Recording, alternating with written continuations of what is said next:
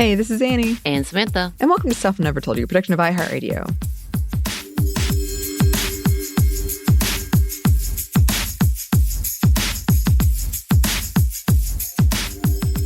And today, we're coming in swinging in the new year. We are talking about divorce in the United States and specifically how it impacts women. It is a topic we have been meaning to do for a while. I appreciate so much your patience because a lot of times I'll be like, yes, we're going to do that. And then a year later, I'm like, here we finally are. We do take your suggestions.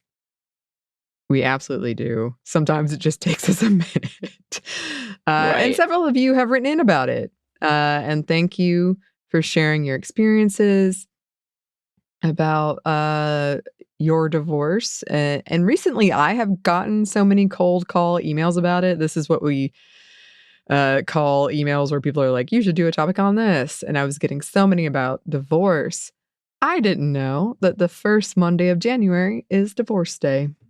Did you know that? I did not. And that seems so sad. At the same time, why?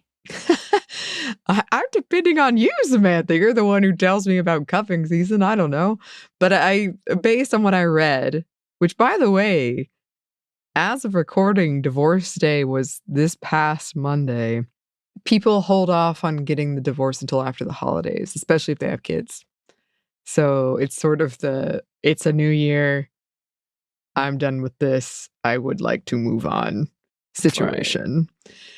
Right. Disclaimer, we are not lawyers. Mm-mm. Neither of us have ever been married unless you have something to tell me, Samantha. Unless you have something to tell me. No. I think between the two of us, you would be tricked into a marriage before I was. I have been proposed to more than once. I'm sure. No doubt. But I have never, ever been married. I do have a friend who surprised me that she had been married. I didn't know that. Oh. My dad also was married before my mom, and I didn't know that. But anyway, do not get your legal advice from a podcast, please. Oh my God. Don't do it. Don't do it. Even if it's a legal podcast, no. Just look up other things. Find your own lawyer. Remember, different states have different outlines of what they're allowed to do. Oh my gosh. So originally, I wanted to do how to get a divorce, like step by step. I didn't realize how vastly that varies in the United States. So we're going to put that on hold for a minute. I do want to come back and talk about it because this is a huge topic. We are primarily focusing on the U.S. Listeners from other countries, please write in. I'm really curious. And yeah, we're definitely going to have to revisit it because the history of marriage, the religious aspects, the legal aspects, how it has changed and how it hasn't, changing your insurances, your finances, maybe your name, your will, splitting your assets if you have them, child custody, the history of racism, of homophobia, of ableism. See our recent episode on disability and marriage. Like, there's so much to unpack in this episode. We have done past episodes on some of these issues, but just know there are so many of these histories and influences enshrined in our laws in the U.S. that still remain when you're trying to get a divorce.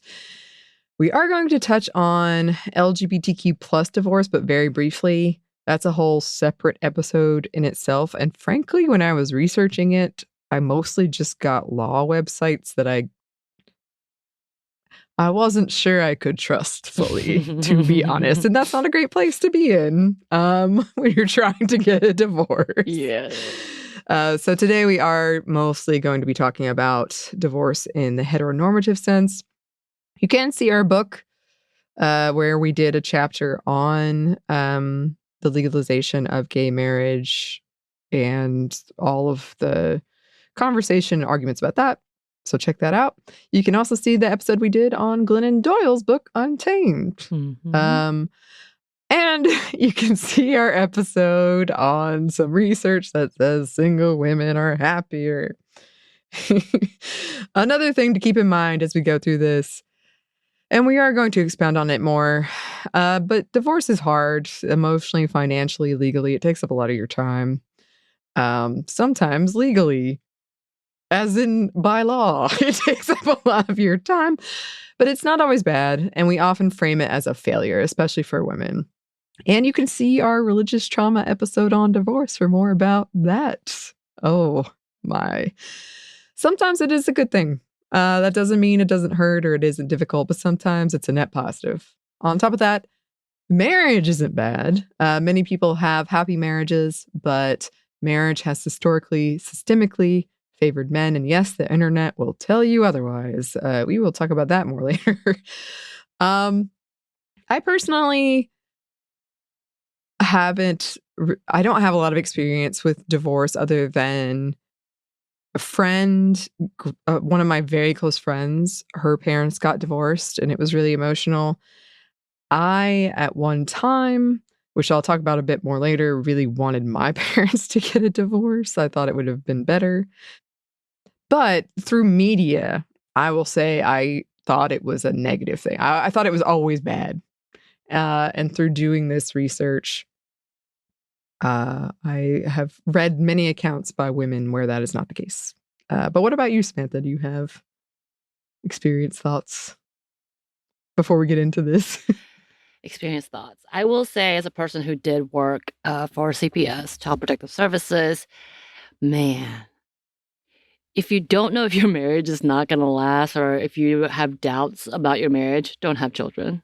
Like, that's the way they use a lot of cases, especially when it comes to divorce, the way that children are used to manipulate a lot of, honestly, women. I mean, both sides. I guess we can say both sides, but like we know that it's during pregnancy and divorce that is the highest risk for the death of a spouse, the woman, specifically the wife.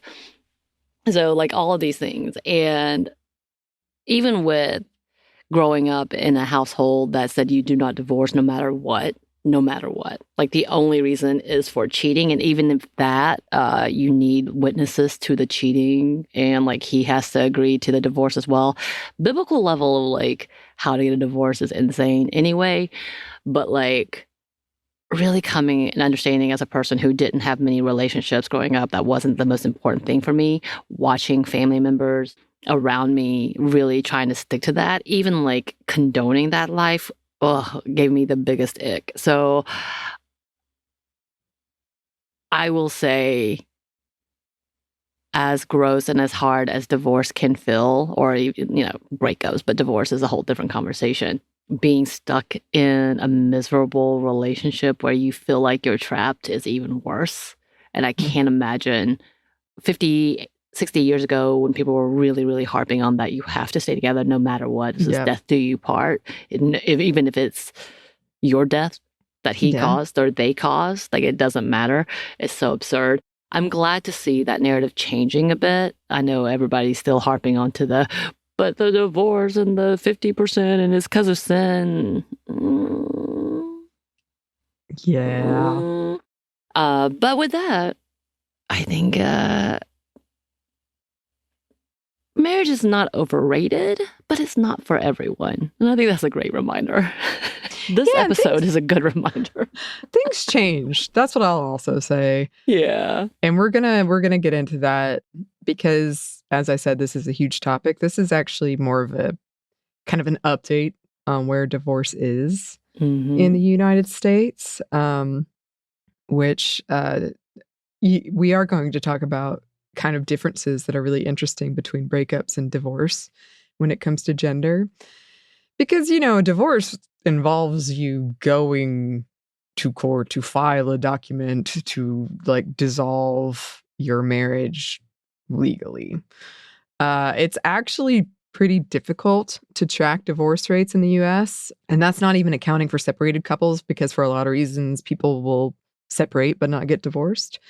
The estimate is currently around 40%. A lot of times it's quoted at 50, but they think it's actually closer to 40. Most sources indicate that divorces are less of a specific event and more often one partner deciding to leave. And historically, the increase has gone up with women's evolving role in society. So there are a couple of reasons behind this, why this might be. Some of them we're going to get into a bit more. But just off the top of my head, I was thinking about like the history of marrying young, older men marrying younger women. So like as you grow older, maybe this isn't for you. The woman usually having to sacrifice for your family and for your children, being kind of indoctrinated with this idea that happiness is silly. You're not good enough to choose your own well-being. That would be selfish. That ideal is kind of shifting, I think.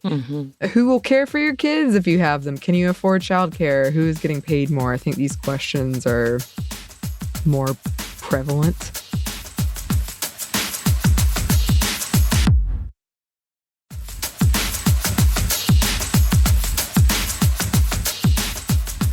I did see this. I'm going to talk about this more later, but when we were researching this, I saw a bunch of like magazine articles that were like how to save your marriage. And a lot of them were like, have you just tried being sexier though? I don't think that's flying anymore. I don't think that's working. And also just a reminder, marital rape was legal till disturbingly recently. So a lot of reasons why women couldn't get divorced it was difficult. There were financial, especially, which we're going to talk about, reasons why. And now that's changed a little bit, and we're seeing more divorce. And angry men on the internet like to say it's women's fault, which I'm just like, I think maybe things have just changed and women have the option now and they didn't earlier, but okay. There have been a lot of headlines about women and divorce in recent years. A 2015 study from the American Sociological Association found that women initiated 70% of divorces. The same was not at all true of non-marital breakups, which is interesting. A 2013 study out of Kingston University tracing the before and afters of big life events found that women were generally happier after divorce.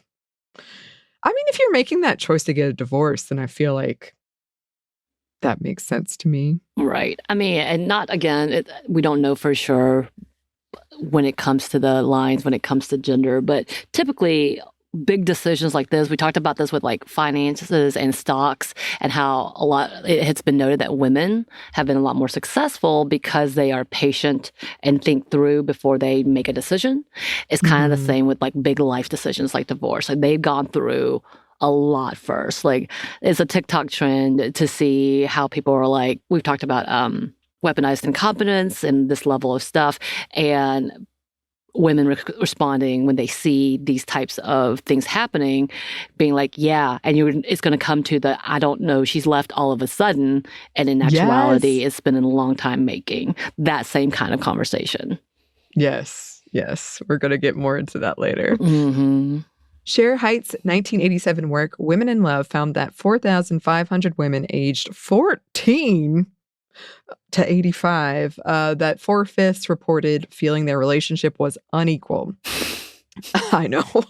Around 90% of divorced women said they were lonely in their marriages, and a whopping 95% said they experienced, quote, emotional and psychological harassment. Her research and the respondents were attacked by men who believed it couldn't possibly be true. That can't be the case. I am interested in how many cases I have of friends who have been together for years, getting divorced and breaking up very quickly after getting married. Like they were together over a decade in more than one case, got married, broke up within months. Yeah. I wonder, again, it could be like the setup. They've already had things planned, things taken care of, ready to go. And then be like, yep, bye. Trigger. Yeah. We'll see. Liz Lenz, author of The American Ex-Wife, How I Ended My Marriage and Started My Life, wrote, these weren't just stories of women falling out of love, but of political, cultural, and romantic institutions that asks too much of wives and mothers and gives too little in return. As one mother of four who runs her own small business said, I'm a divorced single mom. Leaving my husband didn't increase my workload. He wasn't doing much. My workload is the same, but I have more peace now. Oof. I've seen that a lot. Like essentially where the husband was the other child that was making it more difficult. Yeah. And that goes back to what you were saying. Several studies did find that men claimed they were surprised by divorces. Like, she sprung this out of nowhere. Right. It came out of nowhere. And they're like, that nagging that you've been complaining about that she does was her trying to fix things. Yeah. I read some really, for me, upsetting stories of women pretty much just like outright asking for help. Like, I need your help. And the man in this relationship saying, get it together. I don't know why you can't get it together. And basically like gaslighting them and being right. like, ugh. I don't want to deal with whatever this is that you're doing. Some research has found that women are financially worse than men after divorce, sometimes by double percentage points, often due to things like gender wage gap. Women are less likely to remarry and frequently take on the sole burden of childcare if children are in the mix. However, the same studies found that women were happier and doing better at their jobs than they had been pre-divorce. Many women reported feeling positive about taking that step, the initiative. So kind of like what you were talking about, that here's something on my to-do list. I'm going to take care of it. All of that comes with an important caveat. Studies are usually focused on short-term impacts of divorce. A few of the long-term ones indicate that women over time actually do better financially post-divorce too. I can see it. Another caveat, some women reported subjective satisfaction of making or having their own money, even if it was less than what their husband made. This is part of why these things can be tricky to measure, because our experiences shade our understanding, but also the subjective cannot be measured fully. But reported being happy that, I'm making my own money. Right. I like it. I mean, subjective could be like getting away from the mental abuse, emotional abuse, constant berating, or scared of, saying the wrong thing type of things, Can't really measure that. So other studies have found that many women reported higher levels of happiness, a better social life, increased feelings of control and self-confidence after divorce, and often went on to pursue creative career paths. They've also shown an increase in sexual desire. I've actually heard that as a conversation. I don't know, the level, but, all of a sudden, they're ready to hit the road again. They're excited for the new challenges. And I said it, challenges. Yeah. Well, and to clarify, a lot of the women, a lot of times it's like, oh, she must not have any sexual desire anymore. Therefore, there was no sex in their marriage, and therefore their marriage ended. But a lot of times, they weren't maybe sexually attracted to that person anymore. But that doesn't mean they don't have sexual desire. Right. Again, this is that whole conversation of what is sexy to certain people. Yeah. And it could be we talked about affairs, so this is completely different, but why people get into affairs is the newness and excitement of it. That could be something that's different. Or it could be that you're just, especially if we're talking about the weaponized incompetence or any of those types of levels where you're just finally done taking care of your husband, they no longer look like a partner to you, but more of something that you are stuck with and or taking care of constantly. Yeah. Yes. And yeah, I think, again, not to say that divorce is all fantastic, but to highlight that for so long, we have framed divorce as emphatically bad. And our studies have only looked into the negatives, but recent studies have looked into the positives too. So that's why the conversation is changing a bit. Some research does indicate that after divorce from a man, women may start dating women for the first time. And this is what happened in Glennon Doyle's book, Untamed. You can see that episode. But I did find that in a research paper. So I've seen this in person. I've seen this of people who have been in long-term marriages with children.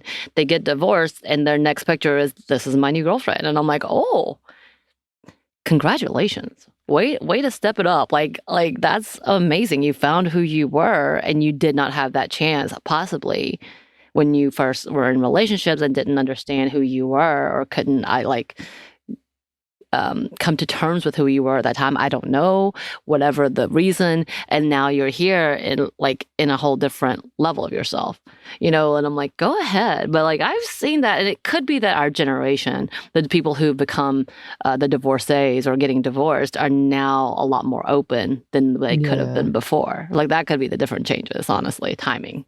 Yeah. But also going back to a lot of women got married very young. Mm-hmm. So I think you might not have known at that time. And it is, like I said, I mean, I don't want to downplay that divorce is painful, and we're going to talk about it more later. But it's also, it can be something that is good. And so I think we need to talk about both sides, all of the shades of how divorce can look. One of the things that has grabbed a lot of attention in recent years is something called gray divorce, which I had not heard of. I haven't either. This is new to me. Well, I think it got a lot of attention because a lot of celebrities started doing it. But yes. Oh, okay. Yeah, I think I know the terms without knowing. But going on. So starting around 2023, a lot of articles started coming about how women over 50 were initiating divorce. According to Pew Research and the American Psychological Association, between 1990 and 2010, the divorce rate of people over 50 increased substantially, while younger people still account for the most divorces. In 2019, divorces initiated by people over 50 reached 36%, up from around 9% in 1990. The media started calling this gray divorce. Yes. And there are some key differences in gray divorce, in how finances look when it comes to getting divorced at this age.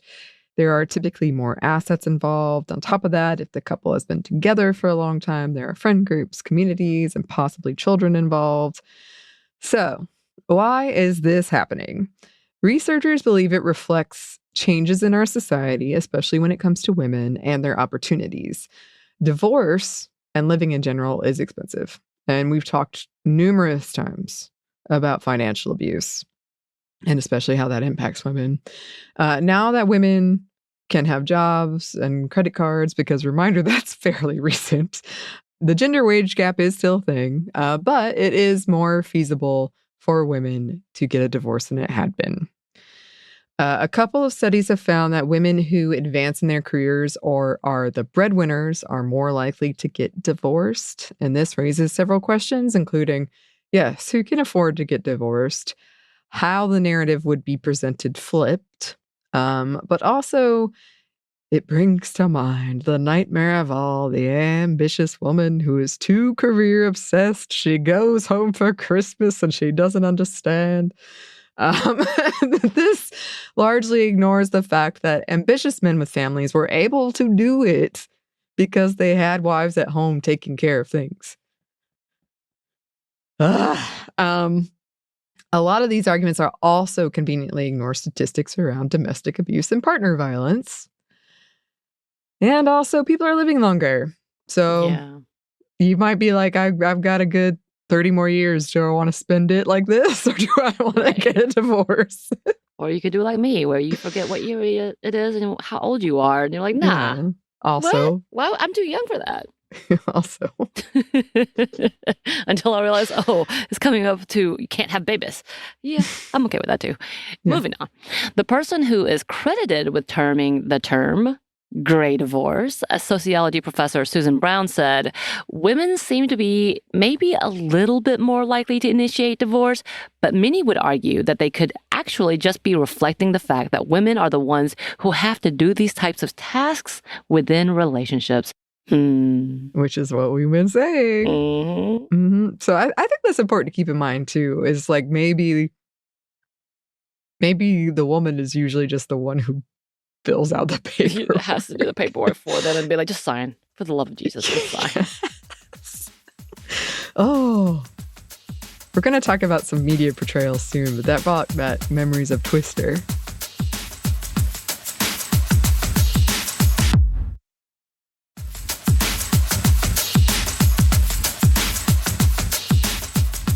While there's a lot of work to be done societally, we have moved towards equitable marriages when it comes to things like domestic work, or something at least closer to equitable marriages. This means that more women have reported being unwilling to settle for, quote, empty shell marriages, especially after their kids leave home.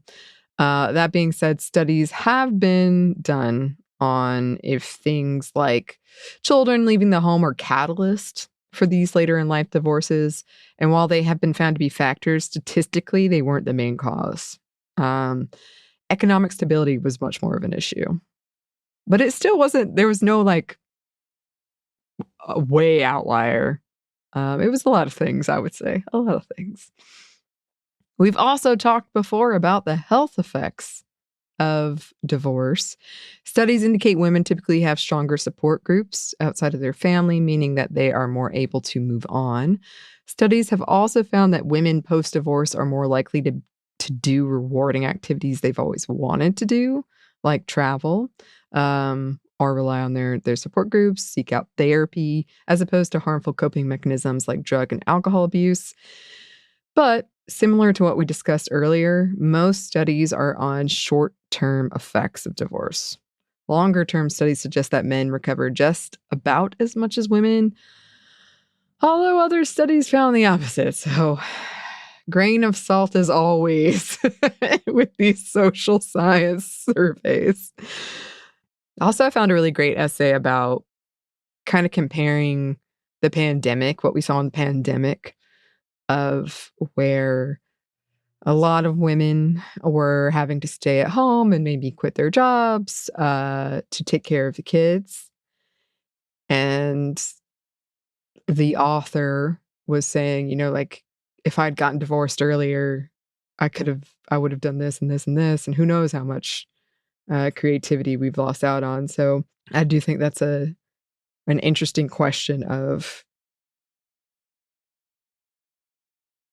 since women are still tasked more with child rearing and domestic stuff on top of jobs, like how much are we losing from those women in terms of innovation and creativity?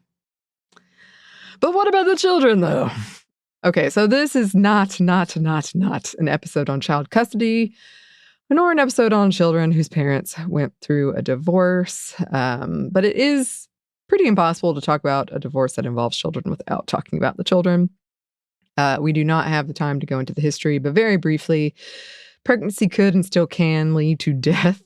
So the person who was pregnant often had to stay at home, and the person or persons caring for them provided shelter, food, and whatever they needed. So this whole thing is still present in our modern day systems of marriage and divorce, and in the workplace with things like pregnancy discrimination, which now we have birth control and abortion-ish, family planning tools, but all of that is being more and more restricted. So it's sort of going back into the whole you have to stay at home with the kids thing. The narrative often solely puts the blame on women for divorce, especially if children are involved. She failed. And it is very complicated. Absolutely. Children can usually tell when you're miserable. They generally want you to be happy. Women staying in a relationship and using children as the reason why can be harmful, not just to the women, but to the children. The narrative also has been that women steal their children from men.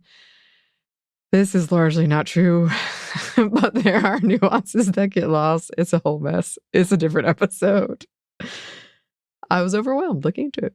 But yes, some divorced women have spoken about how anxious joint custody made them, not because of abuse or anything like that, but just like having that time away from their children and actually finding more time to relax, do things for themselves, but also reporting that it helped form a better relationship with the father in this very heteronormative case, because she had previously been taking care of everything.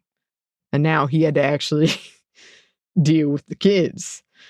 And this reminds me of a Jimmy Kimmel bit where it's very uncomfortable, but it's like a man on the street bit where they just ask fathers to, with their kids, to like name basic facts about their kids, and they just fail. And like, who's to know? I'm sure they pick out the worst ones, but it's like shocking. And then they bring in the mother, and she's like, "Oh, yes, this. She knows everything." So it just reminded me of that in terms of like, now you have to actually learn about this kid. Oddly enough, I've seen skits like that, except it's about pet parents.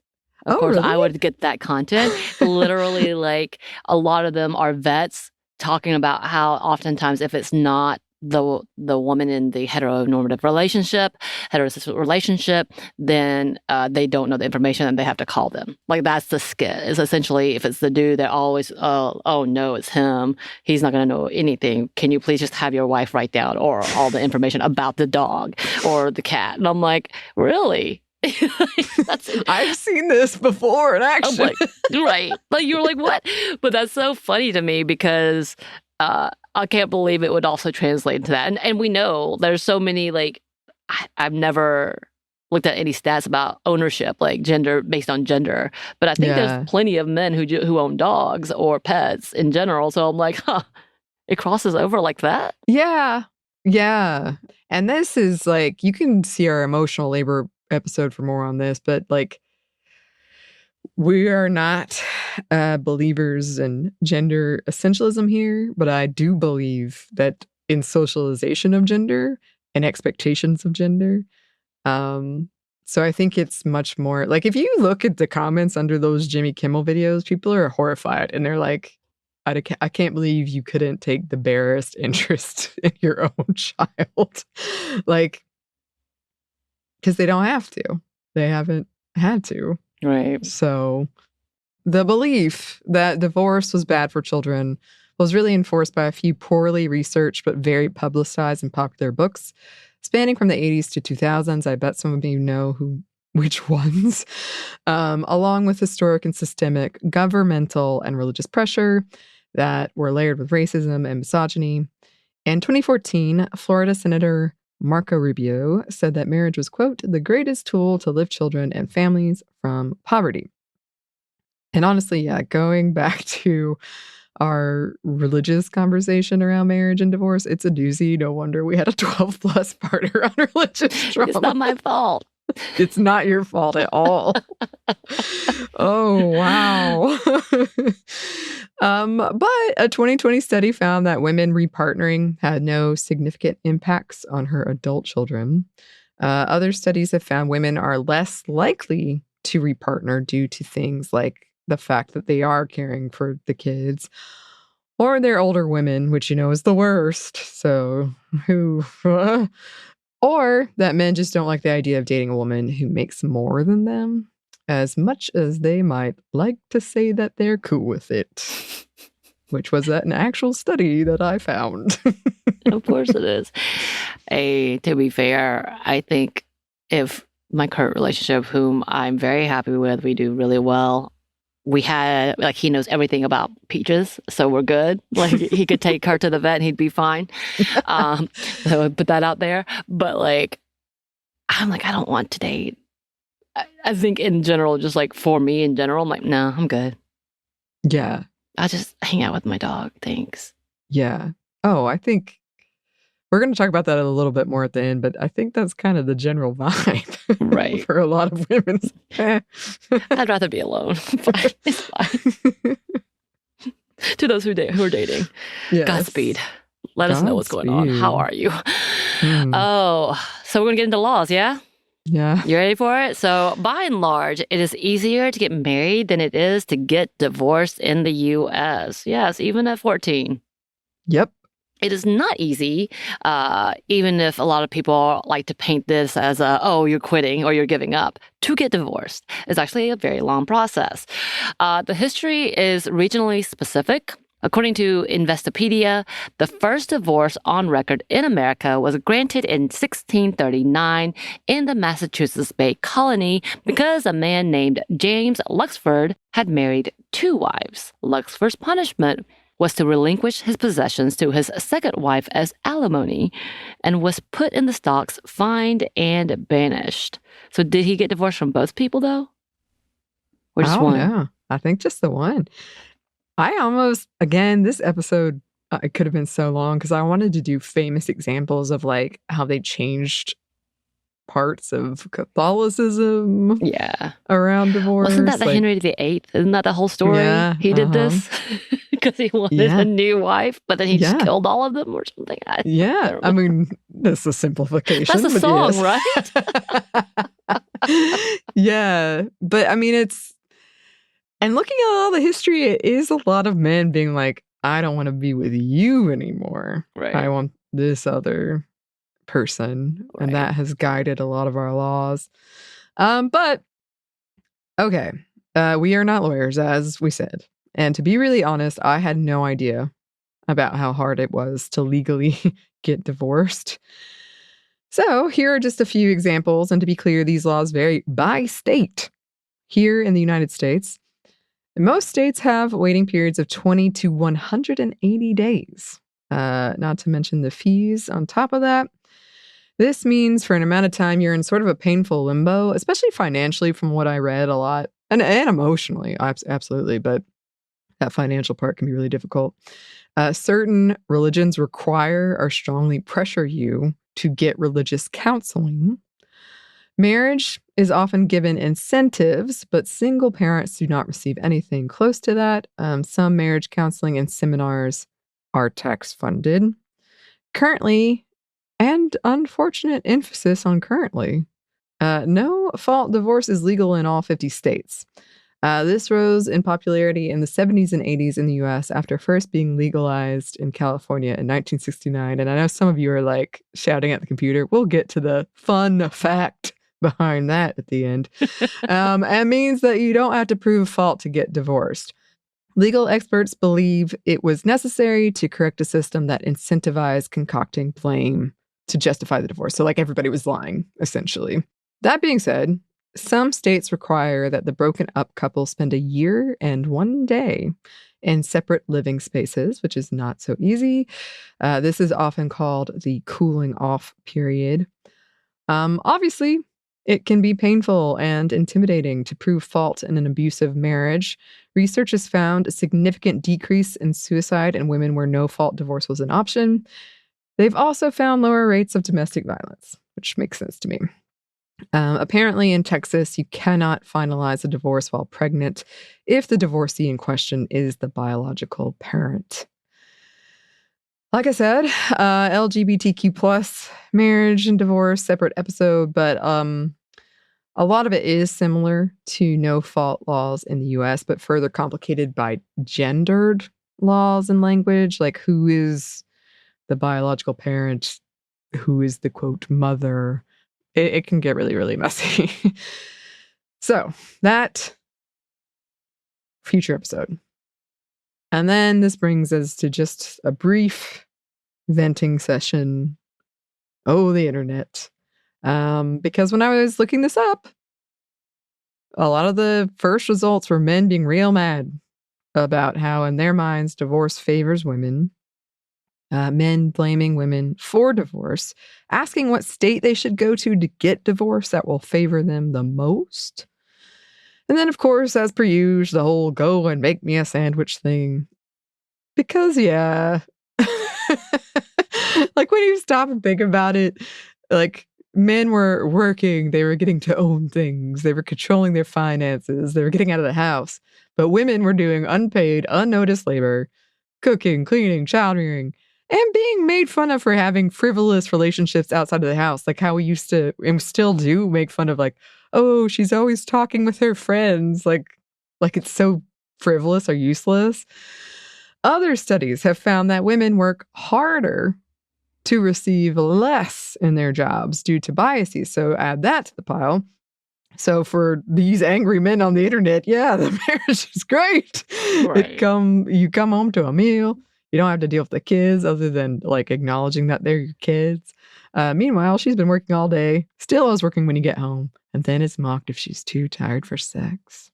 Which is interesting because the level of women coming back round to, yeah, I'll be a stay-at-home mom and I will serve you and cook you if you provide for everything else and I don't do a damn thing after the fact. Like that's that conversation because from like maybe the 70s and probably more so, and this is very like white perspective, heteronormative ideals, to like about the 90s. They're saying that the uptick of divorce happened in the 90s. I don't remember. But all of that to say is like women were working and doing the 9 to 5, coming home, cooking, cleaning, taking care of the children because they were also having children still at that point. And the men were just working, coming home, putting their shoes up, telling the kids to stay out of the way while they watch their shows. And this is all stereotype, obviously, according to sitcoms. But like they were living their best life. Yeah. And they're really mad that they had it for a period. And they're like, why can't I have that again? And it just doesn't make sense to be like, Yeah, it was upsetting and kind of funny reading very the like, it would be like, the Yahoo Ask, and it'd be, why are you with my woman not doing this anymore? And I'm like, oh, wow. Wow. Okay. And this is kind of like, and then it's the basis of the red pill in so many ways. When we talk about that content, when we talked about religious trauma, when we're talking about Project 2025 even, which we haven't really talked about and we're going to come back to, but all of these narratives of like going back to the good old days is that ideal of oppressing marginalized people. For this specific look, they're like, I want to get back to where was a home where with a man and a wife and 2 to 3 children, and the woman came in as subservient to the man. But of course, the man protected her. Yes, that's our job. That's our duties. Right. And it's kind of that beginning of, they used to be such the golden days, as they would claim. And it's the beginning of the narrative for the red pill and having that level of, if we can get back to that, then all is right with the world. And this is the whole point. And this is the decency and the godliness that they are talking about. And this kind of ideal for young boys was like, why can't I have that? And it slips into these are my rights when it never was. Right. Absolutely. And I think a lot of this was in part missing the point of a 2019 U.S. Census Bureau report that combed through numerous studies and found women do have more to benefit from divorce, like leisure time, career time, time to relax, less chores, less childcare. But I think they took it and saw that as, I'm getting punished more for the divorce. Coincidentally, this report also found that areas that had more social nets and easier access to divorce had higher rates of marriage. Interesting.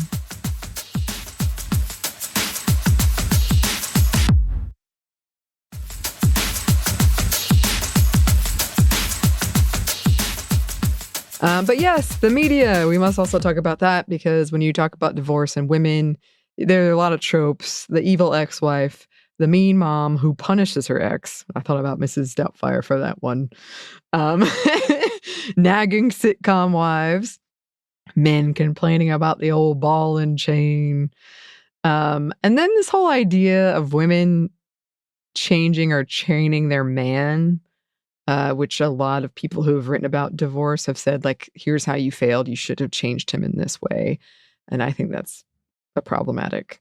No. No. You can work together on things, but that whole idea, nah.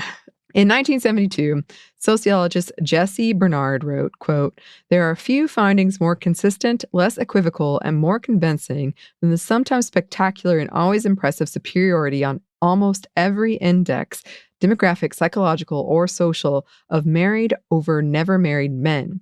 Despite all the jokes about marriage in which men indulge, all of the complaints they lodge against it, it is one of the greatest boons of their sex." because they always make fun of it. They're always like, it's always bothering me. But a lot of women have reported feeling like failures at first after a divorce, but over time realizing that they made the right decision and were happier. And a lot of them have reported finding a community of other divorced women, not even purposefully always. Like, you'd be calling up to cancel your insurance and like, I'm getting divorced. And they're like, oh, yeah, I went through that. Or, something like that. And how that helped them. Another Pew Research study found that most women are unsure about remarrying while most men want to. I do think this is pretty telling in terms of who marriage largely benefits, as do the study authors that found 70% of divorces are initiated by women, but not breakups. One of the study authors, Michael Rosenfeld, said, I think that marriage as an institution has been a little bit slow to catch up with expectations for gender equality. Wives still take their husbands' surnames and are sometimes pressured to do so. Husbands still expect their wives to do the bulk of the housework and the bulk of the childcare.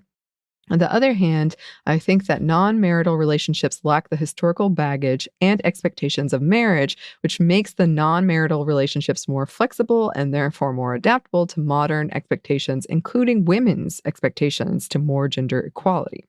You know what we haven't really talked much about is the common law. Yeah, we haven't. Which in Georgia has that, I believe. Yes. Which is kind of concerning. Like, why is this a thing? It seems very misogynistic. We haven't looked into it. Very patriarchal, because I also think if you're in that same level, like no matter what you do, you're stuck type of conversation, but probably a different episode. Oh, absolutely. Definitely a different episode. And all of these, I mean, I hope we've been clear throughout. We did research this, but it is, it's not everybody's experience at all. These things we're talking about. But it's also interesting in terms of our media where the ex or the single mom is a failure. But in fairy tales, your dream come true is finding the husband and getting married. This is also a conversation of unrealistic expectations of love. But the point stands because it stops when you get married. So you don't see all the work or all the discord that might be in it. I will say this brought back a memory of when I was first starting as a host for Savor. We were recording at a bar, and there was a group of divorced women who were there having the time of their lives. And we got to chatting. They were just talking to us, and they were telling us all their stories. But I remember being like kind of moved by how they were having this camaraderie and they were like, oh yeah, once a month we meet up. And like, I really liked it. I thought it was great. But they were very open about it. One of them gave me her business card and was like, after this, I got into divorce law. That's amazing. It honestly was. And then my mom, like I said, I reached a point where I wished my parents had gotten divorced. I don't blame my mom for not getting divorced. And I don't want to get into it too deeply, but I reached a point where I was like, I think it would be better. But after my dad died, she's been very open with me about like, I don't want to remarry again. I don't want to date again. Because I was always putting his needs first. I was always worried about him and what he wanted to do.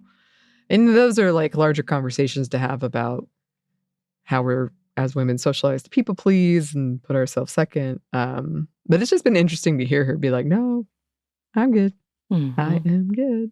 Things are changing, though. Some speculate that the whole idea of marriage is shifting, and the data we're seeing here is very reflective of boomers and Gen X, but the younger generations won't follow the same patterns. As Joey said in our recent episode on being Gen Z and dating, the goalposts and desires aren't the same anymore necessarily. Some countries have introduced laws around divorce that recognize the value of domestic work, which is interesting. And on a less serious note, I have seen a lot of recent conversation about being the stay-at-home partner and having that seen as more of an equal partnership like actually recognizing the work.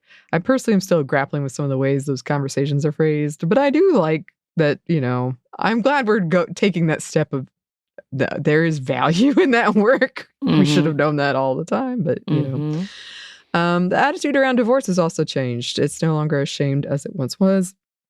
That's not to say there isn't still that aspect, but that is moving. I do want to say the flip side of this whole thing is people who want to get married, but can't for whatever reason, and who long for partnership or might even need it if they want to have kids, to afford kids. Kids are expensive. On top of that, it isn't always the woman initiating divorce. And even if it was, there is pain involved. So just to say, I think it's good, like I said, to recognize the full spectrum of it doesn't always have to be bad. But it's also, some people. I read an article about I wish I could get married before I could talk about divorce. But anyway, and yeah, see things again like our disability and marriage episode. And unfortunately, in our climate, our political climate, U.S. House Speaker Mike Johnson called no-fault divorce a scheme. VP J.D. Vance said it is an assault on marriage. A few states have put forth proposed restrictions. And to be clear, the restrictions are largely targeted at women. And yeah, my fun fact I teased earlier. Then Governor Ronald Reagan was the one to legalize no-fault divorces. He was the first elected president to have a divorce. He later said it was a mistake. Trump was the second president to be elected to have a divorce. So a divorce? At least one.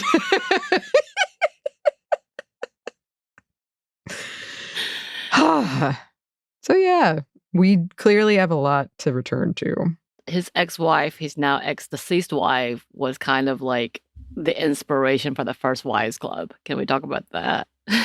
Yes, which did come up in my, do you need a movie about older women in divorce? And we have done an episode on it. We have. So you can go check that out. She makes a cameo. She does. She says, don't get mad, take everything. A lot of threads, past episodes we've done and future episodes we need to do on this one. But yes, listeners, please write in if you have any experiences you want to share or resources you want to share. We do want to dig into this more deeply and go in some other directions with it. So let us know where you'd like us to go. You can email us at stuffmediamomstuff@iheartmedia.com or hello@stuffonenevertoldyou.com. You can find us on Blue Sky at Momstuff Podcast or on Instagram and TikTok at Stuff One Never Told You. We have a YouTube page, a TeePublic store, and a book you can get wherever you get your books. Thanks as always to our super producer Christina, our executive producer Maya, and our contributor Joey.